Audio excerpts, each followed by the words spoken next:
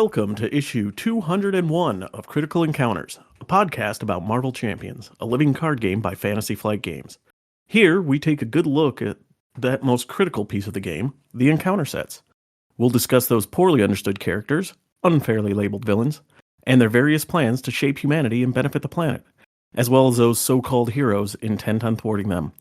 I'm one of your hosts, Maka, and with me tonight is my favorite villain in the lair, Daniel. Oh, thank you. Wow. What a great thing to hear. Welcome back. Welcome back. And also my real favorite villain in the lair. Don't let anybody tell you otherwise. Steve. I think he just stabbed us both in the back. It's some sort of knife fight. Trying to learn to be a villain. That was villainous. Brilliant. Hi, Mika. Great to have you back, man. Thank you. I'm glad to be back. Our first guest post 200. Woo! So wow. Yeah.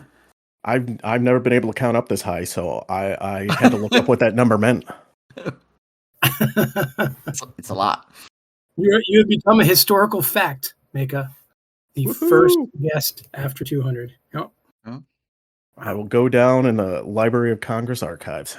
You will. Guaranteed. And I think maybe, Daniel, he's already taken Mike out because Mike is not able to join us tonight. So, yeah. Yeah. I needed to borrow that shovel for other reasons. Oh, okay. Okay. Which we believe you. Sure, Mike will be right back. However, while I was doing my other things with a shovel, I did have a question that popped into my mind. And Daniel, as my favorite villain, I was wondering what's on your mind tonight. Well, I'll tell you what's on my mind tonight. It's something that I don't fully understand. So maybe you guys can help me with this. So, Villain Theory, one of our favorites. And have you seen his YouTube show, guys? Yeah. A little bit. I haven't watched much of it yet. It's great. Yeah. Him and Nelson on cards, like they do some similar kind of work that's really cool and reviews of stuff that's brilliant. Anyway, he said something in our survey, Steve, from 200. Has anyone ever told Daniel he sounds just like Nick, Jake Johnson from New Girl? The similarity is so spot on that I'm shocked no one on the show has pointed it out. Do you guys know? I don't know who this is. Yeah, he does the voice for the Spider-Man mentor in the Across the Spider-Verse, the one with the baby, the older Spider-Man. Oh, yeah. Okay. Yeah. Oh, I don't. Well, I guess no one really ever knows what they sound like, but I just saw that movie last week, which was great, by the way. It didn't strike me, but you guys would know better. You hear what I sound like more than I do. So. Yeah, I've never seen New Girl, so I don't know if he sounds any different in that. I guess maybe a little bit, but I don't know. I'm not hearing it. The folks out there in the world decide. So, is person one me or Jake Johnson? You decide. Because you know what? No matter how many times I get hit, I always get back up.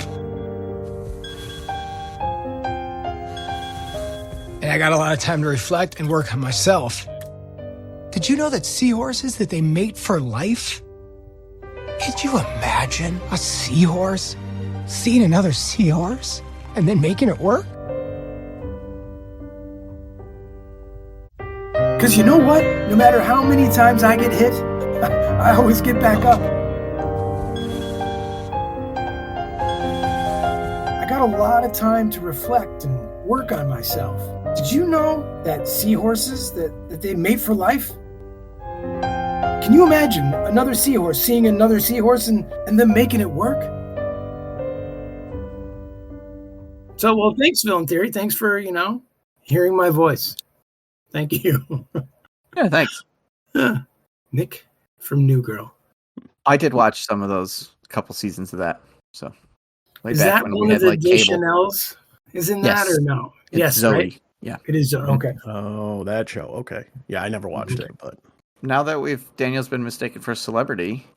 It happens every day, guys. Really. Yeah. I mean, I recently was we're going to go on a tangent here. I was recently in Disneyland, and I went to the whole Marvel area, and we're standing in line, well, I was in line to break the Spider-Man ride, which totally happened. So yay for villains. And That's my true. wife, I was talking, and my wife's like, "You got to be quiet because people are going to recognize you, and you're a celebrity in the Marvel universe." I'm like, "Well, if someone recognizes us, maybe we can skip ahead of the line," and it didn't work. Really? You didn't get ushered to the front as world famous Marvel podcaster? Yeah, I kept saying things like, "Welcome to the Spider-Man ride, a ride about Marvel champions living." And it didn't work. Weird. You should have demanded your money back. You should Yeah. have just gone full. Do you know who I am? Do you know who I am? Please tell me, because I don't. Wow. That's I'm still waiting for that moment. Yeah, me too. I did hang with people who had heard of the podcast but didn't recognize my voice. So I guess they thought I was even Jake worse. Johnson, maybe. Yeah. Yeah. Yeah. Did it's they like think at you were the- Jake Johnson instead? Yeah, maybe. Yeah, it was like, I told the story. I was with those folks at my local game store playing at the community event. Yeah. And, brought up the podcast. And I'm like, yeah, I've heard of that. I'm like, oh, nice. But hey, we're not here to be famous, Steve. Nope, we're not. What are we here for tonight? I mean, we have a guest. And Maka is here because we are going to do a Shadows of the Past Whoa. issue. We're going to dive into Storm's Nemesis, Callisto. So, Chris, why don't you just tell us what you're going to tell us? Because I don't know a ton about this character. I know a little, but not a lot. All right, I did some sneaky research to find out more about Callisto, and there's a few banana moments in here, but I'll try to keep it brief. So don't skip the please. bananas. We We'll like fold the bananas. bananas. Oh no, those were the best parts. Yeah. Okay. So Callisto first appeared, and I'm gonna call her either Callista or Calypso probably at some point during this. First appears in Uncanny X-Men number 169 in May 1983.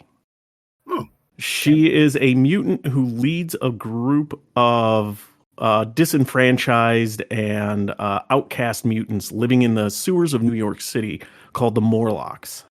She is a mutant, and her powers are superhuman senses, so sight, hearing, smell, taste, touch, enhanced strength, agility, and reflexes, and regenerative healing. So she's kind of like Wolverine without the metal bones and the Canadianness.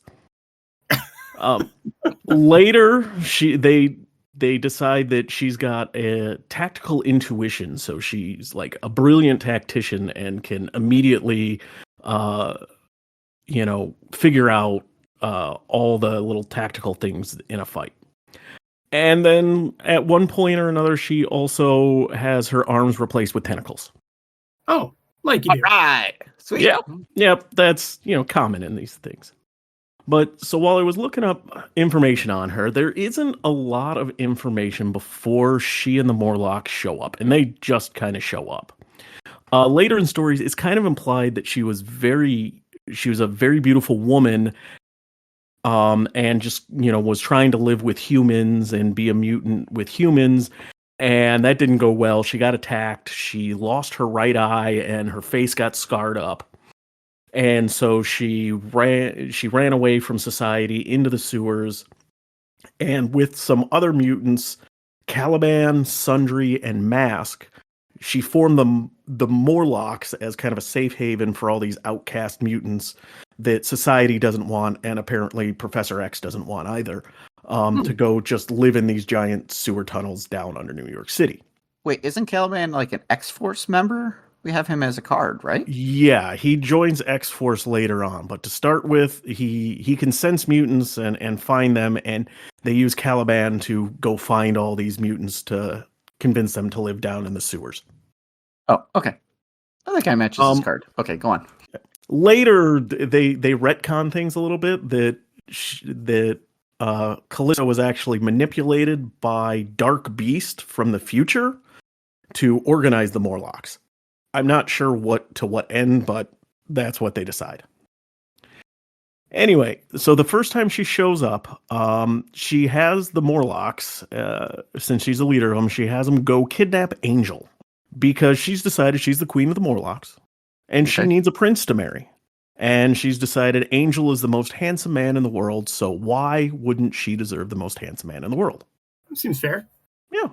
He's kind of got like a Fabio thing going, right? Yeah, absolutely. Yeah. So they go kidnap him, bring him into the sewers, and effectively dress him up like Cupid. Oh, They put him in a diaper. I like these guys. And kind of pin him to the wall, or it might be a headboard of a bed. I'm not really sure from the pictures. Anyway, so the X-Men find out about this, and they go down to the sewers to try to rescue him. And so when they find Callisto and the Morlocks and they're introduced, she explains her dastardly plan with Angel. She starts deciding, well, I'm going to start cutting his feathers off so he can't fly away from me. And so the X-Men go and attack. And right now, because of various people leaving or vacations and whatnot, it's really just Storm, Nightcrawler, and Colossus. Kitty Pryde was there, but she kind of went off on her own for a little bit. So they go attack the Morlocks, but they are quickly overwhelmed. And as a side note, I found it very interesting. The writers didn't even know how Colossus could lose.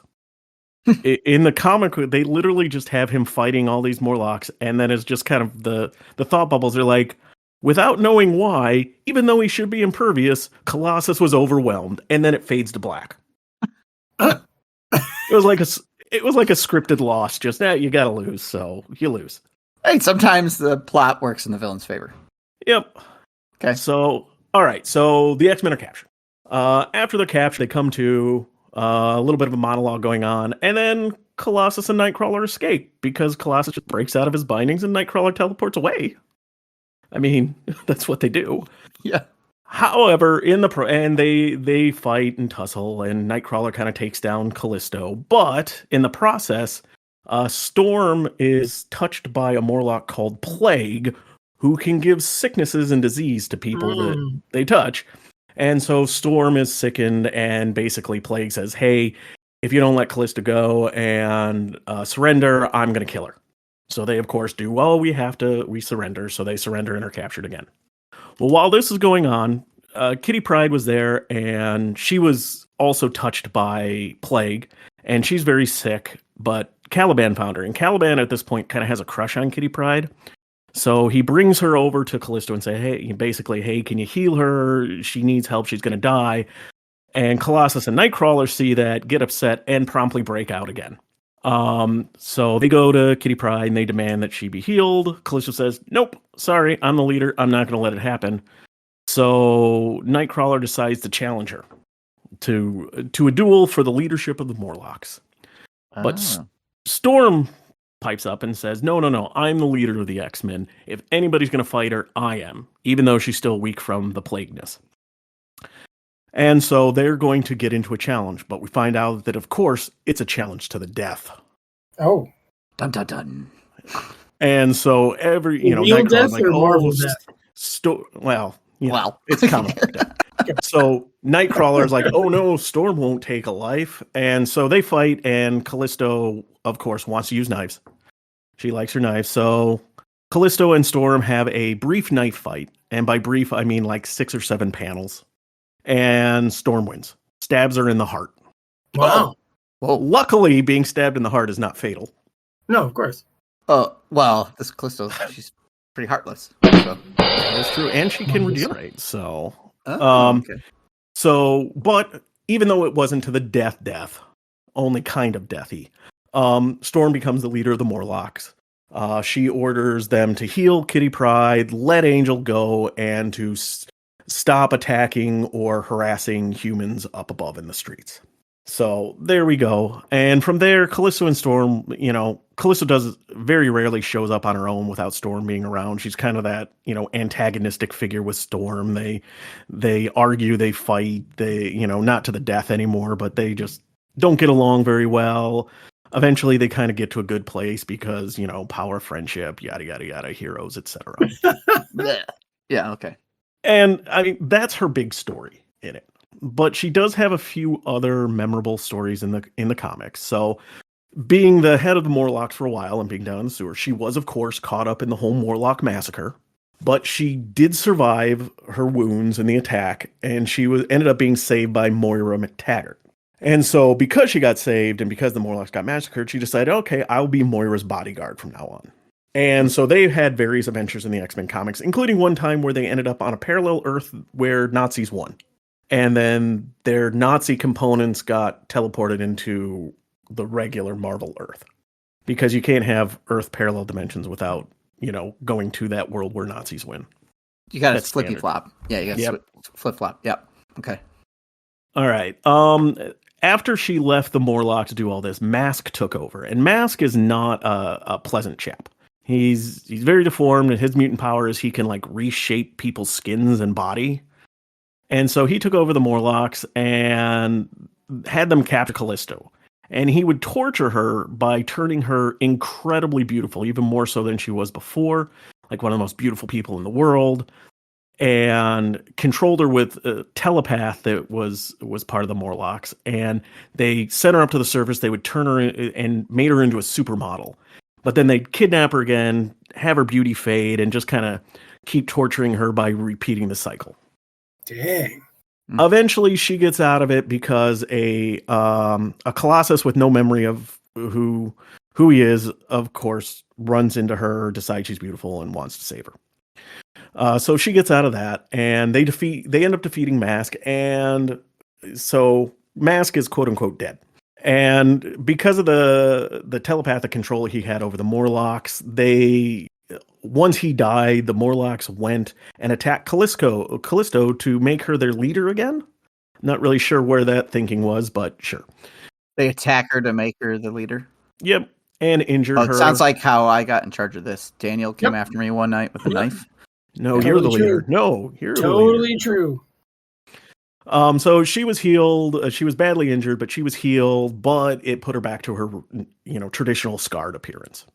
Okay. So she goes away for a while. Later, she shows up again in Tokyo. There's this place called the Arena, which is basically like a mutant combat tournament thing. I guess kind of like that fighting ring from the Shang-Chi movie, probably, just with mutants. Okay. And Callisto was there, but instead of arms, she has tentacles. Because it turns out Mask wasn't actually dead. I know you're surprised by that, but somebody who was dead, was killed, is not actually dead. He captured her and decided to torture her again by turning her arms into just a bunch of writhing tentacles. That's weird. So she's there fighting. Storm ends up there. They fight. They team up. They beat Mask, and she decides to keep her tentacles. Mask, of course, before he's defeated, is like, oh, if you let me go, I'll change it back. And she's now comfortable with herself. So good job, Callisto. So she's got her tentacle arms for a while. And then after Scarlet Witch decided there were no more mutants, she was one of those people that just lost their mutant powers, that just became regular human. At some point, Quicksilver offered to get her powers back by using the Terrigen Mists. And it did work, but it supercharged her enhanced senses so much that even the sound of a drop of rain just was causing her intense pain, and she ended up going comatose. After a while, she woke up, she was fine, the mist wore off, and she lost her powers. She joined a terrorist cell because they blamed the government for taking away all the mutants, and then eventually she got resurrected on Krakoa and got her powers back. Okay. That's pretty much the story of Callisto. So she seems like well-suited for Storm's pack as a nemesis. Yeah, this one is pretty much spot on, because she doesn't really exist without Storm. Okay, right. Okay. And she kind of looks like Joan Jett. I like that. So yeah, we gotta go for that 80s punk look and 80s sort of like switchblades and knives and things. Yeah, she looks great. Killer abs too. Yeah. I mean, for the most part, her story seems like kind of normal for a little while, and then, she's the leader of these people, and they have a tussle with the X-Men and back and forth, whatever. And then eventually, we don't know what to do with her, so Mask, tentacles, Nazis, Quicksilver, right? Like, just throw everything at her. Okay. Yeah, I'm assuming it sounds like Marvel went through a period where it was the spaghetti at the wall of just we need new characters. Let's see who people like. Right. Yep. Or let's bring somebody back we haven't seen in a while, but we'll tweak them. So I mean, she seems inherently interesting that you don't necessarily have to do that. Like, but I guess they got to do something different, I suppose. But Got to sell those comics. Yeah. I feel like when you get to tentacles, you've run out of other ideas, right? So Some artists like, you know what? I want to draw tentacles. Who can we put tentacles on? They wanted to go with a certain theme because they had her show up in Japan. I don't know.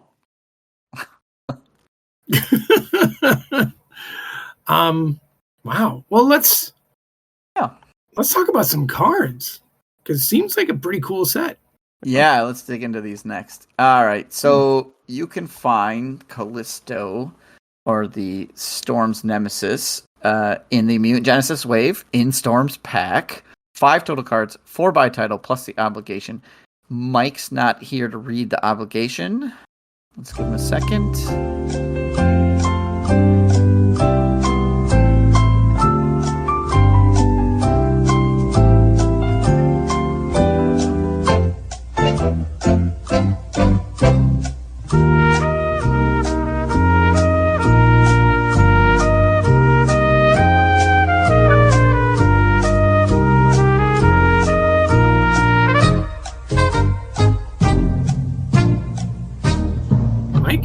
Okay, Mike's not here. Not coming through the wall. All right. He has appeared occasionally. He has done it. Yeah, he has. Yeah. I did a recent one. You want to do this one? I'll take this one. Yeah, absolutely. Okay, cool. So this is claustrophobia. It's an obligation that you give to the Aurora Monroe player. Flip to alter ego. You cannot change forms. Alter ego action. Exhaust Aurora Monroe and remove claustrophobia from the game to boost. Okay. I like that. I think thematically it fits because a little bit I know Storm.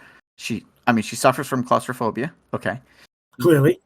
While suffering from this, she's no longer heroic, right? Like it really impacts her. Like in the art, right? She's like suffering, so she's not doing her Storm stuff.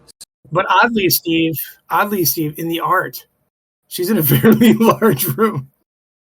Yeah, that's true. It's hard to tell. Maybe it's smaller. Yes. Yeah. But the camera is such an angle that it seems to be a fairly expansive, really big room. Yeah. room. I love that it impacts her. She can't change her forms, which means you can't flip back to hero and you can't play with your weather deck. So you have to exhaust her to get rid of it. Unfortunately, it like mechanically assists you by sending you into alter ego form. So you just want to take care of it. Yep. I think thematically that's neat that it flips you into alter ego. Mechanically, it doesn't work. It's like it makes it easier, unfortunately. Right. Yeah. I wish I didn't remove from the game because it's not like she got over her claustrophobia. Yeah. Yeah, good point. That's true. It should be something that comes back. Yeah. Anytime she's in a small space. I mean, glad I'm over that. Yeah. No, it doesn't work that way. Yeah, you're right, Maka. That should be discard. Oh, well. I guess it has to follow certain standards. Yeah, Caleb has said, a few times that they're worried that it could be too punishing if they don't go away. Yeah. I don't know. But this one is basically, really all this says is exhaust your alter ego, flip back to hero form. So yeah, basically just kind of costs you a turn. Yeah. And if you didn't exhaust to defend, and then this is your only encounter card, you're in alter ego form, you exhaust, you get rid of this, you can flip right back to hero form. Flip right back. Yep. And she's got a way to stand up, so. Yep. And her stats aren't so great that it's that big a deal that she doesn't use them for one round, right? Because you're mostly using her weather cards and, lightning bolts and hurricanes and stuff like that. So it's not too punishing, I don't think. Yeah. No, it's one of the lighter ones. Yeah. She loses no time. Now, Steve, she's not a teenager, is she? She looks like it in the art, but in this. No. So usually they're really nice to the kids in the game, Nope, she is an adult. She has a teenager's obligation for sure. Yeah.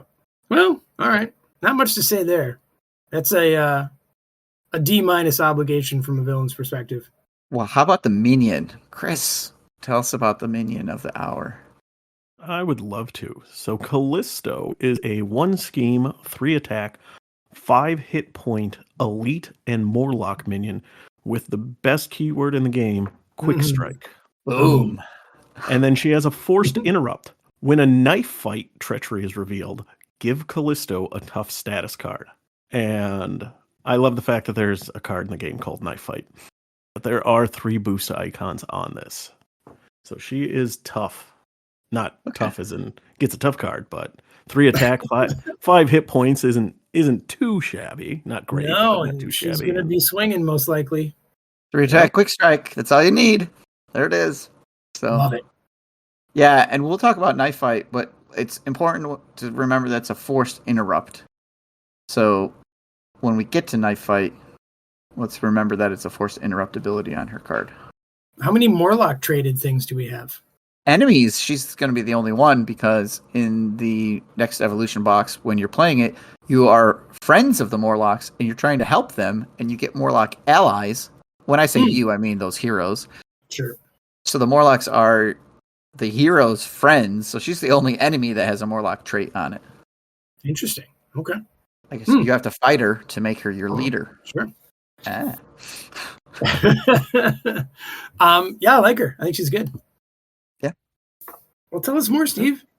All right. Well, guess what? She's the leader of the Morlocks, and that is her side scheme. It has 2 threat per player on it with 3 boost icons. It has an amplify icon, and when defeated, the player who defeated the scheme searches the encounter deck, discard pile, and set aside area for knife fight, and reveals it with the quote, Callisto protects the Morlocks, but she won't let anyone question her authority. Nice. Now, I'm hearing a lot about this knife fight card. All right, so on its own, though, it's an amplify, so if you leave it out, it's good for the villain. And when you defeat it, you got to get a knife fight. So that's cool. Yeah. Depending on what knife fight is. Why don't we skip to that right now? Maka, why don't you tell us about this knife fight? We've heard so much. Well, I would love to. So knife fight, and there are 2 of them in the obligation set, is a treachery. It has 2 boost icons, and when revealed in alter ego, the card gains search. But when revealed as a hero, choose the enemy with the highest attack and take damage equal to its attack, and then deal damage to that enemy equal to your attack. Huh. So you were getting into a ugly little knife fight and stabbing each other, assuming you're in hero mode. Now, for the most part, you probably will be in hero mode because you thwarted. Now, I suppose there are cheeky ways around it, right? Oh, for like leader of the Morlocks? Yeah, right. So are there alter ego ways that just this knife fight comes out and surges? I mean, if you just thwart it with an ally. Yeah, Sure. or somebody like Black Widow or Gambit. Right. But it would not surge. always So you lost. It still does get, surge. Yeah. it does surge, yeah. Okay, so here's the magical Christmas land, and we haven't got to the last card yet, but Callisto is in play, engaged with you. Callisto comes out, quick strikes, bam, hits you. And then a knife fight comes out as well, like right afterwards. Maybe you have multiple cards because there's a hazard icon or something, right? You decked out, something like that. Then the knife fight comes out. So the knife fight gets revealed, which triggers the forced interrupt on Callisto. Gives her tough. Gives her a tough. Okay. Callisto then deals 3 damage to you if she has the highest attack. She's a 3. Let's say she does. So you take 3 more damage, and then you deal whatever your attack is back. Storm's attack is like a 1. But all that does is knock off the tough that's on Callisto. So she doesn't even take any damage because she got the tough. So that's a nice combo if it can come up. Yeah, well, I mean, it's nice because they didn't specify, it's not just minion, it's just enemy. So let's say you're going against Juggernaut, and he happens to have a few momentum counters on him. Oh, right. Yeah, then his ATK is high. Knife fight comes on, and Yeah. and you get pounded by Juggernaut. Yep. At least you hit him back for 1. Yeah. So Who brings a juggernaut to a knife fight? I don't know. Yeah, and if Callisto was out, she'd still get the tough, even though she's not involved in the knife fight. Yeah. So, Jeez. but there is a way to increase Callisto's attack Yeah. stat. Daniel, how do they do that? guys, you should give her a switchblade. Oh, okay. That is an attachment. Attached to the minion with the highest printed attack. Otherwise, this card gains surge. Right, that's odd. Okay. Attached minion's attack gains piercing, and it's +2 attack with 2 boost icons. That makes her a 5 5 piercing. That'd be piercing. Very nice. And then when Knife Fight comes out, oof. Yep. And Daniel, that whole little otherwise this card gains surges if there are no minions in play. Yeah. In my mind, read enemy in my head, even though I said the word minion. Yeah. So now, rules-wise, if she's got a switchblade on her, right, and you draw a Knife Fight, that just does 5 attack, but it would not go through tough, correct? Because it's not an attack. It's just deal damage, right? Yeah, equal to the ATK value. Yeah. But it would be 5, right? It'd still be 5. Mhm. Yeah. Yeah. Okay. Great. Yeah, because it doesn't say printed. It's just you don't get the piercing from the switchblade. You get the +2 only. Which is still plenty. I mean, this set has 2 boost icon, 2 boost icon, 2 boost icon, and then 2 of them with 3 boost icons. They're all solid boost icons. Oh, That's this nice. set is great for boost. Yep. Yeah. Now, there is room on Switchblade for there to be a special boost that says attach this to a minion or reveal this card. There's Plenty text, of room. either that or some flavor text, right? Like it could just be like shlink or something, right? Like the noise of the Switchblade.